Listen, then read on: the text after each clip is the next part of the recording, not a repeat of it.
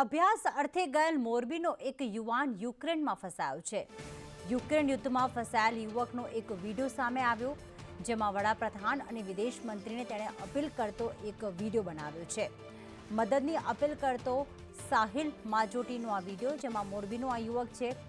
રશિયામાં ડ્રગ્સ કેસમાં તે ફસાઈ ગયો હતો. ડ્રગ્સ કેસમાં ફસાતા કરાર કરતા યુક્રેનમાં હવે ફસાઈ ગયો છે.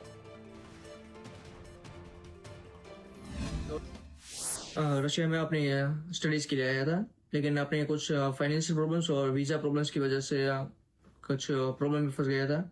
तो इसलिए रशिया में कुछ लोगों के कॉन्टेक्ट में आने की वजह से ड्रग केस में फंस गया हूँ. और मुझे यहाँ पर पुलिस, वेस्टर्न गवर्नमेंट और पुलिस की वजह से 7 सालों की जेल हुई थी as a narcotic criminal case में. हालांकि मैंने इस मामले में कुछ किया नहीं है, लेकिन फिर भी 7 सालों की जेल हुई है. और जेल के अंदर कुछ पुलिस वालों के बहकावे में आने की वजह से Russia Ukraine war contract sign किया है, जो एक सबसे बड़ी गलती है.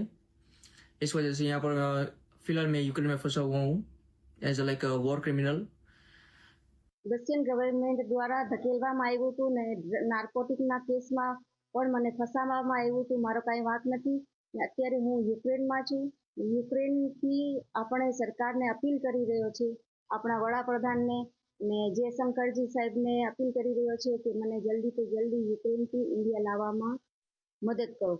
ને આપણી સરકાર પણ કરી રહી છે. અમે પણ દિલ્હી ગયા હતા 2 દિવસ પહેલાં. અમે બધાએ મંત્રી જેટલા આપણા સાંસદ સભ્ય છે બધાને મળ્યા. અમે બધાને રજૂઆત પણ કરી છે, ઈમેલ મોકલા છે.